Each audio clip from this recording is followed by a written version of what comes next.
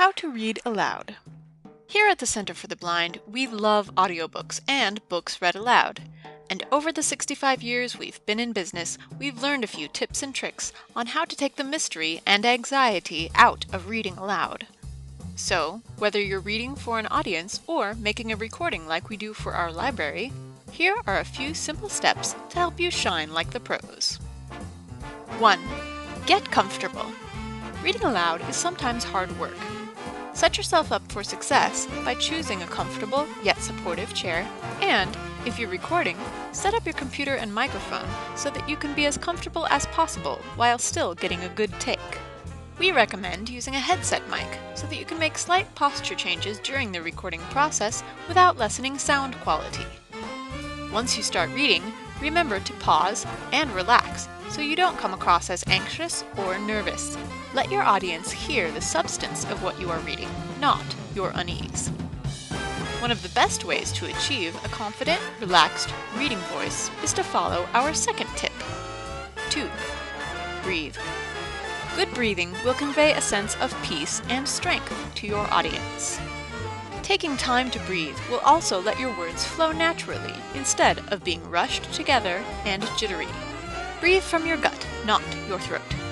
Breathing from your diaphragm produces a much richer, fuller, more confident sound than shallow breaths ever will. Also, one thing to keep in mind when using a headset mic is to breathe through your mouth instead of your nose. That way, you don't get that distracting rush of air from your nose breathing hitting the mic square on. Also, if the pace of your reading is relaxed yet confident, you will have enough time to breathe more quietly and your listeners won't even notice it. 3. Know your stuff. If you are recording your work, we strongly recommend that you practice using the recording software before sitting down to read so that you have a basic familiarity with how it works.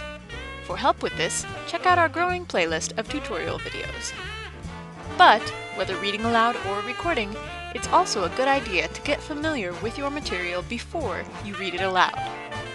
Actors rehearse their lines before going out on stage, and you too should practice your reading before the big day. Whether you read the entire work or just skim a few places here and there, you will proceed more confidently when you are familiar with the material. 4. Read with confidence. One of the best ways to empower your oration is to enjoy what you are reading. Read with passion. Don't manufacture emotions that aren't there, but also avoid reading in a monotone, bored voice. There's no better way to interest your listener in what you are reading than to be interested in it yourself, and to let your voice reflect that. 5. Take your time. Don't rush your art. Read in a slow, purposeful manner so your material comes across to your audience clearly and with good, varied inflections. Rushing often causes readers to clip the end of their words or to run multiple words together. If you're recording an extended work, it's much better to plan your recording over several sessions of 1 or 2 chapters each, rather than trying to cram in the entire work over 1 or 2 sessions just before the deadline. If you are rushed, you will sound rushed. Do yourself and your listeners a favor by planning ahead. 6. Always read for an audience. If you're reading aloud in public, it's obvious that you're reading to an audience. And it's a good idea to remember to make eye contact occasionally with your listeners to help them better connect to what you are reading. But, even if you're reading in front of a microphone in an empty room, always read to an audience. Be aware that there's a listener at the other end. Once your recording is processed and made into a finished product, there will be a live person listening to what you say for years to come. Avoid the hemming and humming that come with reading to an empty room. And, if you do make mistakes, take advantage of the fact that you are not doing a live performance, and go back and correct that mistake. Which brings us to the final item on our list. 7. Don't let mistakes shake you. Let's face it, mistakes happen. Even with the rehearsal and other preparation techniques we've recommended here, nobody gives a perfect performance every time. But, whether you're reading live or recording, don't let those mess-ups get you flustered. Pause, breathe, go back to the beginning of the sentence, and start again.